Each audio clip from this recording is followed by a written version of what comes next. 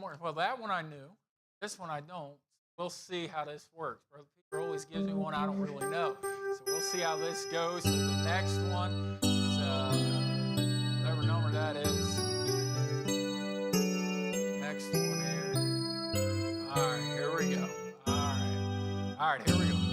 For the healing of the nations, Lord, we pray with one accord. For a just and equal sharing of the things that earth affords, to a life of love and action, help us rise and pledge our word. Help us rise and pledge our word. Lead us forward into freedom from despair. Your world release that redeemed from war and hatred. All may come and go in peace. Show us how through care and goodness fear will die and hope increase. Fear will die and hope increase. All that kills abundant living, let it from the earth be banned. Pride of status, race, or schooling, dogmas that obscure your plan. In our common quest for judgment, may we hallow life's free span. May we hallow life's free span. You, Creator God, have written your great name on humankind. For our growing in your likeness, bring the life of Christ to mind, that by our response and service, earth its destiny may find. Earth its destiny may find. All right, we did it. All right. You're going to be seated. I feel like I got it on the last one. Good. Thank you so much. Thank you for being here. I appreciate all of you being here. I know it's a long. What time do you guys start here? What's your starting time Sunday morning?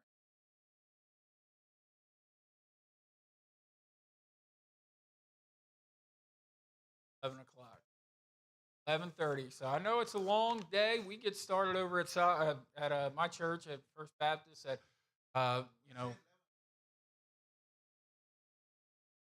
Sure, sure. Yeah, we get started around, Pastor Dave and I and Pastor Justin. You guys met him. We get there at 8:00, and other people start getting there at 9:00 and all that. And I know how the day can really go on and everything. So I appreciate y'all being here, hanging out, and that's a good thing. Luke chapter number 8. Luke chapter number 8, verse number 45. Luke chapter number 8, verse 45.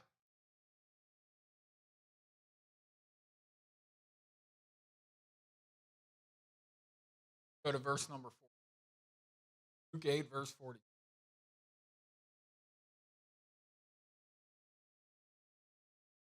We'll go to verse 4. Read some more. And it came to pass that when Jesus was returned, the people gladly received him, for they were all waiting for him. Behold, there came a man named Jairus, and he was a ruler of the synagogue, and he fell down at Jesus' feet and besought him that he would come into his house. For he had one only daughter, about 12 years of age, and she lay a dying. But he went, the people thronged him. And a woman having an issue of blood 12 years, which had spent all her living upon physicians, neither could be healed of any, came behind him and touched the border of his garment, and immediately her issue of blood stanched. And Jesus said, "Who touched me?" When all denied, Peter and they that were with him said, "Master, the multitude throng thee and press thee." And sayest thou, who touched me? And Jesus said, somebody have touched me, for I perceive the virtue is gone out of me. And when the woman saw that she was not hid, she came trembling and falling down before him. She declared unto him before all the people for what cause she had touched him, and how she was healed immediately. And he said unto her, daughter, be of good comfort, thy faith has made thee whole. Go in. Let's pray. Lord, thank you for today. And God, I pray that you would be with us. I pray that you'd help us now as we just go through your word. And Lord, I pray that you would just continue to work in the lives of everybody here in this church. I pray that you would continue to be with them as they're transitioning as well, and becoming its own entity and having a charter and all that. And God, I pray that you be with them. I pray you be with our church at First Baptist as we're having our missions month. I pray you help us to be missions minded. And God, I pray that you be with the rest of today. I pray you bless it. And Lord, I pray that you be with the people that were in that big car wreck on the way up here. There was a lot of traffic. There was a car pile up. And God, I pray you help them. Lord, I pray you be with the rest of today. I pray you bless it. And God, I pray that you be with your Holy Spirit. In Jesus' name, amen. So this story, especially verses 45 on, it's talking about this woman. This woman, she has an issue of blood. And, what I love, they don't really tell you, but a lot of times when these people come for healing for Jesus, they don't tell you how they heard of him, but they've heard of him. And they know that Jesus is the healer. They must have, small town, news gets out, but there's no internet, there's no news, there's no social media, there's no buzz in that regard. Nobody's texting or phone calling people, but it's just word of mouth where they're saying, hey, there's this Jesus guy and he's healing people. People catch wind of it, and you see Jairus, he goes there, and we know the story of the centurion, and obviously this one now with this woman with the issue of blood, and they're there, and they're going there, and she's seeking out Jesus, but she's not the only one. It says here that there's a throng, there's a multitude, meaning, at any given time, I believe that Jesus was met with tens, if not hundreds, if not thousands of people. When Jesus was around, it was a big deal. There was multitudes gathered around him at all times. And this was such a big deal to this lady, how desperate she was. She said, I need to get to Jesus. I need to get to him. I know that there's obstacles. I know there's things in the way. I understand about all of that. But I need to get to Jesus. And she, on purpose, just said, you know what? I'm going to go through all those obstacles to get to him. Verse 44, came behind him and touched the border of his garment. So she sees the throng, she sees all the people there, and she just understands that, but she knows she needs to get to him. So she goes through all the people, and imagine, there's so many people, she's probably on her hands and knees just trying to get through all of these people, and then finally she sees him, and she can't even really get to him to touch him physically in his body, but she just goes and she touches the bottom of his garment, his robe, if you would, and the end of his robe, and she's just able to touch that, and it says immediately, and I love that, immediately her issue of blood stanched, meaning it was done, it was over with, it dried up, it was gone. God healed her in that moment just from that touch from that garment. And what a powerful thought that is. But what an amazing thought that Jesus did not even go to her and say, would you like to be healed? Jesus himself did not touch her. Jesus himself did not have a long conversation with her. Jesus himself, now he's God, he knows all things, but he goes and he says, hey, who touched me? Who touched me? Verse number 45, and Jesus said, who touched me? He's there and he says, man, somebody touched me and I don't even know. But what a remarkable thing that this lady gets healed and she didn't even speak to Jesus. But here's how it all went down. Jesus says it in the last part, in verse 48, he says, daughter, be of good comfort, thy faith hath made thee whole. Go in peace. He says, hey, you're good. You're okay.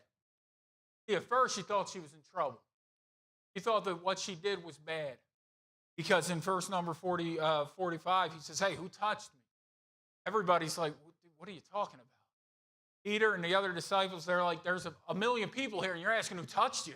Everybody's touching you. What are you talking about? And that's kind of how they were. Like, what do you mean who touched you? Everybody's touching you. He says, no, something different happened. He said, my virtue left me. No, this is different. This is different. And then verse 47, and when the woman saw that she was not hid, so I guess as soon as everybody, when he said, who touched me, everybody just kind of parted like the Red Sea, and she's the only one standing there. They're all like, oh, it wasn't me, it wasn't me. And then there she is just standing there by herself. And he is scared. As in verse 48, she came trembling. First she was hiding, but it didn't work out. Then she was trembling. Then she fell down, falling down before him, declared unto him before all the people for what cause she had touched him and how she was healed immediately. So this woman thought she was going to be in trouble because she touched Jesus without his permission, because she touched him without even talking to him, whatever. And she's there and she's scared and she says, it was me. But here's the thing that kind of just jumps off the page to me, is that Jesus says, your faith hath made thee whole. Your faith hath made thee whole. He says, hey, listen, you don't got to worry about all that. Your faith hath made you whole. And you know, when I think about that, I think about what Jesus just kind of not expects, but would love to see. And that is faith. I mean, big time faith. How many of you, if I ask, you don't have to raise your hand, but how many of you I say, you know, can God do miracles? You say yes. Would God make, you know, great things happen? You'd say yes. How many of us are believing? Because again, remember, Jesus is with a group of people that are there to see. They're on Team Jesus, if you would. They'd be in church on a Sunday morning. They'd be the Christians of today. These are people who are followers of Jesus or people who are inquiring of Jesus. Hey, they're doing a great thing. And there's probably thousands of them at this point. Only one person made Jesus ask a question, said, who touched me? Now, not all of them, but most of them are there to seek a miracle. That's what happens. You know, the Bible, I love this. You know, we have this Bible, and it's a pretty beefy book. It's pretty big. Got 66 books inside of it, and all the pages and everything else. And I mean, it's pretty big, and my Bible has over 2,020 pages in it. And that right there is big. The Bible says there's not enough books in this world to contain all the miracles that Jesus has done. Isn't that kind of crazy to think about? Because we know some of them, but the miracles that we know that are recorded, it's not even 1% of the miracles that he did. Probably not even 0.1%.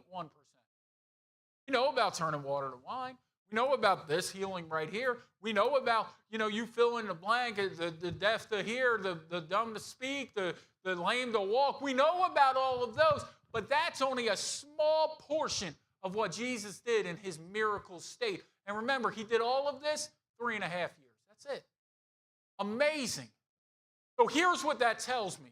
Every day, Brother Preem, thousands of people are getting married. Thousands. It has to be. It would not make any other sense mathematically, all these miracles that he's done. So I believe that there's all these people, and he's just healing this person, doing a miracle here, doing a miracle there. I mean, as he's passing, he's probably doing this all the time. So everybody hears that. Flocks of people come. One person gets healed, and he didn't even know it. What was the big thing he said? He said, thy faith hath made thee. Thy faith has made thee. You know what I think is the biggest epidemic in all of our churches? Lack of faith. Lack of faith. I know I'm one of those proponents. Oh, do you believe God can do it? Yeah. Do you believe He will? Yeah. But when it comes time to really execute it, I'm like, we'll see. I don't step out in faith like I should. I don't do the things that I really trust God for.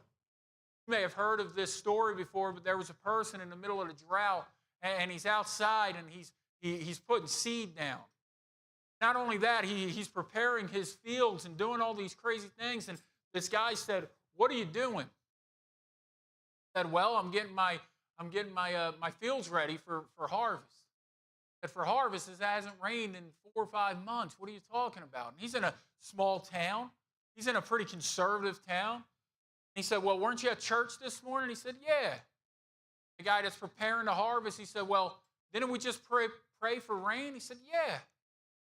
Well, I'm preparing for rain. Now, again, it hasn't rained in 5 months. Weather forecast says no rain for a long time still. The one guy's leaving. He says, you're nuts. What are you talking about? The other guy, he says, I prayed, and I have faith that God will do it. See, we'll pray sometimes, but we don't really have faith that God will do it. We'll pray, but we won't prepare for rain. We won't prepare for it. God, I pray it rains, but I won't prepare for it. You know what that means? Lack of faith. Lack of faith, lack of understanding.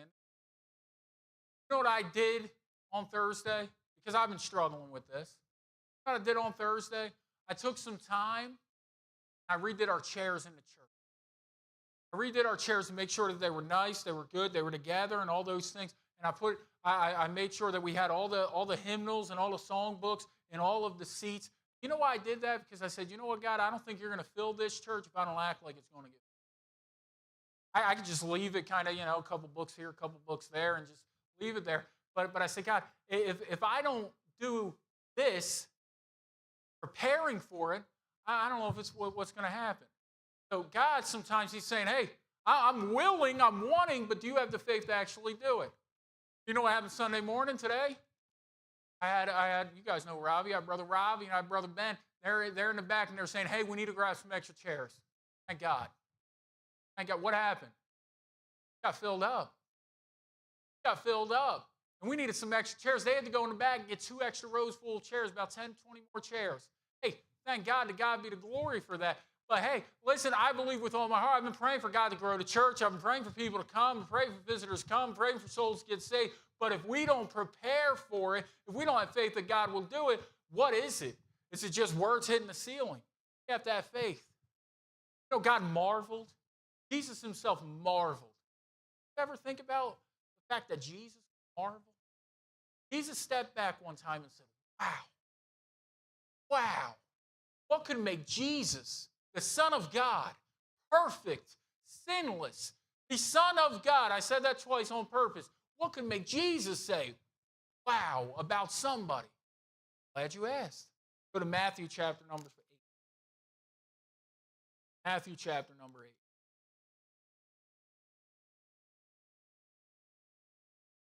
I mentioned him already. Story of the centurion. Matthew chapter number 8, we'll start in verse number 5. Matthew 8, verse 5. And when Jesus was entered into Capernaum, there came unto him a centurion beseeching him, saying, Lord, my servant lieth at home sick of the palsy, grievously tormented. And Jesus saith unto him, I will come and heal him. Hey, what about a response? Imagine that. Again, imagine how busy Jesus is. Jesus says, let's go. I'll go heal him. I don't know about you all, but that's what I would want. That's great. Let's go, Jesus. Come on right now. Let's go. I'll bring you to my house. I'll make you something to eat. You get a cup of coffee. Yeah, come on, please. Come to my house. Yes. That's not what the centurion said. The centurion answered, verse 8, and said, Lord, I'm not worthy that thou shouldest come under my roof, but speak the word only, and my servant shall be healed. For I am a man under authority, having soldiers under me, and I say to this man, go, and he goeth, and to another, come, and he cometh, and to my servant, do this, and he doeth it. And when Jesus heard it, he marveled, and said unto them that followed, verily I say unto you, I have not found so great faith, no, not in Israel. Anybody got any idea who he's talking to right here? It says this again. It says, when Jesus heard it, he marveled and said to them that followed. The ones that followed Jesus. Obviously, the multitude, but who else? Apostles, the disciples. Disciples. That's Matthew, Mark, Luke, John. That's the 12. And here's what he says to them. He says, verily I say unto you, I have not found so great faith, no, not in Israel, including them. Here's what he was blown away by. The centurion simply believing Jesus' word. And Jesus marveled at that. Wow. And I've never seen anything like this before. Again, he's talking to people who gave up their lives and followed him. Some of these people had jobs. Some of these people had families, and they gave up all of it, followed him. And Jesus, he steps back at the centurion, and he says, wow, I've never seen faith like this. Here's what makes Jesus marvel. Really believe. That is huge. That's faith. That is a revival faith. Just like I said, I want to fill the church. I want to fill this church. Brother Preem's prayer, I'm sure, more than mine. But I want to fill every church, any Bible preaching church in New Jersey, in Essex County, or in North Jersey, any part of New Jersey, the world, America. I want to see them really get filled. You know how it's going to happen? It's not going to happen just by the preacher preaching a good message. Part of it, it's not going to happen. It's not going to be happening by somebody going ahead and playing the piano pretty. Hey, well, Peter does a great job. You guys, when you do your special music on Sunday morning, you do a great job, I'm sure, but that's not how it's going to happen. It's not going to happen by somebody singing a pretty song. It's not going to happen by a good Sunday school or a good youth meeting and all these things. These things are great. These things are important. They're vital to the church. But you know how it's going to happen? A bunch of people in the pews, in the seats, that really believe what God says, and they just go and do it. That's the only way revival is going to happen. It's not going to happen by Brother Preem alone. It's not going to happen by me alone in my church. It's not going to be happening by just one or two people. It's collectively the whole church saying, hey, God said that we can do it. Let's just go and do it. That's the only way it's going to happen. That's the only way it's going to happen. Go to the book of Joshua. Joshua chapter number 4. Joshua chapter number 4.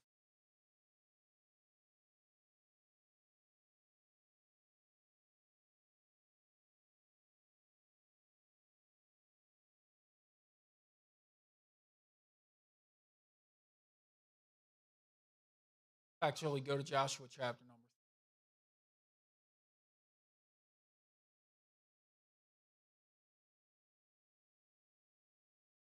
What it says in verse number 11. Behold, the ark of the covenant of the Lord of all the earth passeth over you in Jordan. Now therefore take you 12 men out of the tribes of Israel, out of every tribe a man, and it shall come to pass, as soon as the soles of the feet of the priests that bear the ark of the Lord of all the earth, shall rest in the waters of Jordan, that the waters of Jordan shall be cut off from the waters that come down from above, and they shall stand upon a heap. And it shall come to pass, and it came to pass, when the people removed their tents to pass over Jordan, and the priests bearing the ark of the covenant before the people, and as they that bear the ark were come unto the Jordan, and the feet of the priests that bear the ark were dipped in the brim of the water, for Jordan overflow of all his banks all time of harvest. Any of you ever been to Israel? I haven't. Yes. The Jordan River is not really that abrasive of a river. It's kind of, little docile. But this is at the time of harvest. The worst time to go. So that thing is ravening, it's bad, and all those things. And they have to go and cross this river, and it's going to be dry ground. Now, I didn't really think of this before I started studying this out, but I kind of just thought that everybody just walked through the dry river. And, it's dry, and they just walk through. That's not what it says. That's not what, I don't know why I thought that, but that's not what it says. Here's what it says. It says the priests are going to go first. They're going to go first. They're going to put their feet in the water. They're going to get a little wet. Then it'll dry. Then the priests have to stay there until everybody crosses the Jordan. Anybody know how many people had to cross? Not a specific number, but it's in the millions.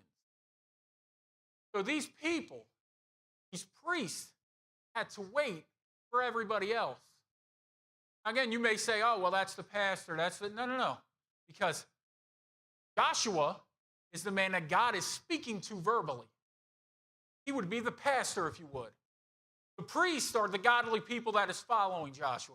You know what I would say? The priest, quote unquote, at this time, at this day and age, would be the people that are staying here on a Sunday afternoon. The priests are the ones that are here every service. The priests are the ones that are all in and helping and being a part and serving and doing different things. The priests are the all-in Christians of today. And here's what it says. It says, you're going to go to the Jordan and it's going to be dry. And you're going to walk over it. But before, and I love this, before it gets dry, you have to put your feet in that water. Kind of scary. See, if I was to do this, if I was there, I'd say, hey, God, why don't you make it dry first, then I'll get in. No. And again, that the Lord of all the earth, verse 13, shall rest in the waters of Jordan, that the waters of Jordan shall be cut off from the waters that come down from above, and they shall stand upon a heap. And it came to pass, when the people removed their tents to pass over, and the priests bearing the ark of the covenant before the people, and as they bare the ark, they were come unto Jordan, and the feet of the priests that bear the ark were dipped in the brim of the water. They had to get their feet wet. Talk about trusting God. Hey, God tells Joshua, I got you. Joshua tells the people, like God said he's got us. Now up to them if they really believe. Hey, you know what faith is? Faith is seeing that Jordan River and putting your feet in and having confidence that it's going to dry up. Having confidence, because when you put your feet in, you're still going to get them wet. But faith is, hey, I know what God said. So it's a no-brainer. It's a no-brainer. Sometimes, talk about it. Hard to do. A woman gets healed by faith. Centurion servant gets healed because of faith. It blew the pastor, Jesus. These people crossed the river Jordan because of faith. You know what else that ended up doing? It ended up helping them with Jericho. Now, Joshua was a leader, amazing leader. He was somebody who knew how to fight, somebody who was apt in war. He probably had a game plan. I'm sure him and his men had a game plan of how to strategically attack Jericho and all those types of things. We're going to go up and hit him with that and do this and do that, maybe a surprise attack, all those things. He probably had it all planned out, and then God said, no. You know what I want you to do? I want you to just march around it. I want you to march 7 times, and the last day do it again 7 times, and then, just give a shout, and that's it. How crazy. How, honestly, in war, how stupid. You're a sitting duck. But when you have faith in God, oh, okay, yeah, I'll do it. Okay. Why? God said it. Oh, we're open and we're vulnerable. Yeah. But if God tells you what's going to happen, what are you worried about? I think about this often. I take my little girls, 4 and 2. 4-year-old not as much anymore, but 4-year-old especially. I'll take her. I'll throw her in the air. I'm sure you've done that with kids. Maybe not in Indian culture. I don't know. But we do that in America. It's probably stupid. But I'll take my daughter and I'll throw her in the air. She doesn't scream. She doesn't shout. You know what she says after I catch her? She says, again. Again, Daddy, again. Why? Well, you're throwing her in the air. You could drop her. You could do this. Yeah, but she has total faith in me. I'm going to catch her. Am I going to catch her 100%? She just has utter faith in me that when I'm throwing her up, even though it's scary, even though she may have some fear or some trepidation, I mean, she's high up sometimes. If I really get under there, Brother Preem, she can go high up in the air. But you know what happens? Just faith in the Father. I'm not worried about it. He knows Dad's going to catch her. Why? I've done it before. Some of you don't have faith. You haven't let God do it. Haven't trusted the Father like you should. I trust him for salvation. Great. Have you trusted him in your day-to-day life? We have Missions Month, and that's happening right now. And some of it is talking about faith, promise, giving to the Lord, giving to missions. You know what that can do? That can get you out of your comfort zone. My wife, we're talking about how much we're going to give. How much can we afford? Well, it doesn't matter how much we can. How much God puts on our heart. You know what? When it comes time to put an X amount of dollars on it, I'm not really that worried. You know why? I've done it before. God's come through. So I'm okay if God tells me to give $1,000 a week when I don't even make $1,000 a week. I'm okay with writing that. He hasn't. But if he did, I'm okay with writing that. I remember when God tested me at X amount of dollars a week and I didn't have it. God showed up. So I have faith because of what I've done in the past. My Jordan experience helps me in my Jericho battle. If you don't have faith, then it's going to be tough. If you don't have faith, it's possible. My daughter, I throw her up, laughing all the way down until I catch her. She knows I'm going to. I don't know your story. I don't know what's going on. Guys, a little bit, which is some of you may be going through crazy things. Some of your prayer requests may be the darkest thing. Pray for whatever. It's good to pray, but it's even better to have faith. Faith that God will answer. How many of you have really gone to Jesus, attempting to touch him because you know he'll heal you? How many of you have gone to Jesus, attempted to just say, God, just say the word. You don't even have to come because I know you'll heal him. How many of you have gone to Jesus with the faith that's saying, hey, I'm going to step in the water, even get my feet wet because I know you'll dry this land up because I have faith. You don't have faith in the Jordan. Never have faith in Jericho. Again, I throw her up in the air and she knows Dad's going to catch her. How many of you know Dad's going to catch you? Lord, please help us, help me to have big time faith. God, we know it's impossible to please you. God, I pray that you'd help us to be faithful. Lord, please help us to really walk, prepare for rain, understand that you're going to be walking with you. God, please help us